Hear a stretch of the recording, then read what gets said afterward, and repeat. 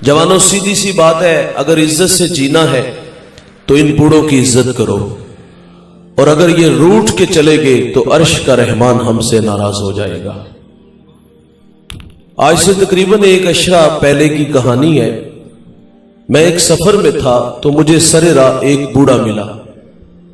खुदा झूठ ना बुलाए तो उस बूढ़े की उम्र 80 बरस थी।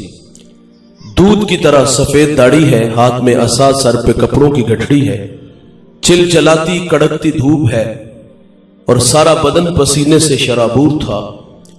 गुजरते मेरे कदम रुक गए और मैंने उन्हें अपने साथ बैठा लिया। मैंने महसूस किया कि यह बूढ़ा जख्मी है और यह जख्म किसी पराये ने नहीं, अपने ने दिए हैं। मेरी उलझी उलझी बातें थी। मैंने कहा, कहां के इरादे हैं? उन्होंने मुझे मंजिल से आगाह किया। मैंने कहा, बाबा जी करीब ही तो अड्डा था, गाड़ी पे बैठ जाते। तो मुझे फरमाते कि मेरे पास किराया नहीं है। मैंने अगली बात की तो उस बूढ़े का लहजा टूट गया।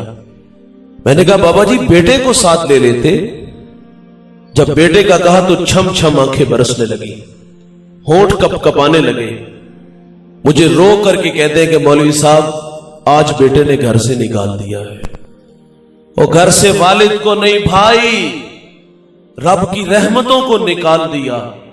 ये रूठ के चले गए तो अर्श का रहमान नाराज हो जाएगा, और अगर ये राजी है तो सोना रब राजी है।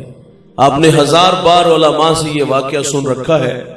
मूसा अलैहिस्सलाम एक दिन अल्लाह से अर्ज करते हैं, या अल्लाह जन्नत में मेरा हमसाया कौन होगा? तो फरमाया फलां कसाई। आप उसका अमल ढूंढने के लिए उसकी दुकान पे आए और अपने बारे में खबर नहीं दी कि मैं अल्लाह का नबी मूसा अलैहिस्सलाम हूं।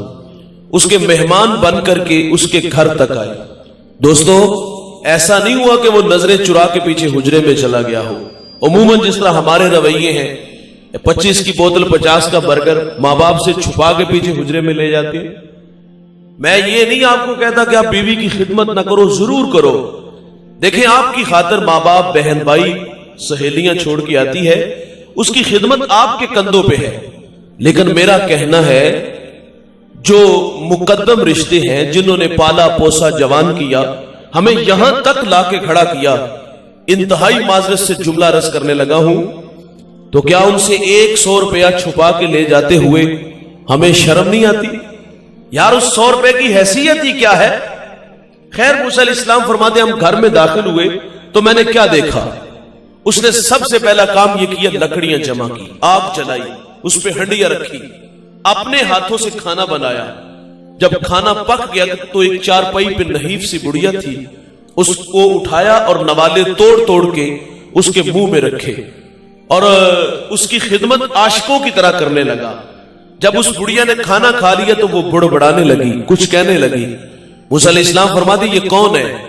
तो वो कहता, ये मेरे माँ जी हैं। फरमाया, यार ये कुछ कह रही हैं। तो वो जेरे लब मुस्कुरा दिया। वो कहता, ये मेरी माँ कहती है कि अल्लाह जन्नत में तुम्हें मूसा अलैहिस्सलाम का पड़ोस अता फरमाए। वो कहता, भाईजान आप ही मुझे बताओ, कहां अल्लाह के नबी मूसा अलैहिस्सलाम और कहां मैं? तो मूसा अलैहिस्सलाम फरमाते, मैं तेरे सामने खड़ा हूं, खिदमत नबी से मिला रहे भाई। इनकी रजा में अल्लाह की रजा है, इनकी कदर जिंदगी में करो जवानों। हमने मरने के बाद देखा, कब्रिस्तान जाते जूते उतार के जाते, उल्टे कदम आते हैं। मरने के बाद पूरी मंडी के फल ला के सामने रख देते हैं। जिंदगी में शायद के कभी खिलाने का मिजाज ही ना हुआ हो, आज मरने के बाद ले आओ, जिंदगी में कदर करो ना। ये दोबारा नहीं आएंगे जवानों। और मेरा कहना है, ये जो माँ बाप होते हैं बोड़ के दरख्त की तरह होते हैं। आप भी देहाती हो, मेरा भी ताल्लुक एक देहात से ही है। हमारे देहातों में जब लाइट चली जाती है तो हम 4 पाइयां उठा के बोड़ के दरख्त के नीचे आ जाते हैं। मैं वालिदैन की मिसाल बोड़ के दरख्त के साथ देता हूं। लाइट चली जाए तो हम उसके नीचे आते हैं, क्योंकि उसका साया घना होता है, नीचे बैठने वाले आसूदगी महसूस करते हैं। लेकिन शायद कि ये एहसास कभी भी नहीं गुजरा कि इस दरख्त ने अपने ऊपर धूप कितनी बर्दाश्त की है, कितनी धूप बर्दाश्त करके हमें ठंडा साया दिया। कदरे नेमत ज़वाले नेमत के बाद होती है। उस दरख्त की कदर उस वक्त होती जब उसको काट लिया जाए, हटा लिया जाए। मुझे बताइएगा दोस्त, जहां कभी शजर था वहां आप चारपाई लेके आ जाओ तो क्या आसूदगी मिलेगी? دیوار کا سایہ ڈھونڈو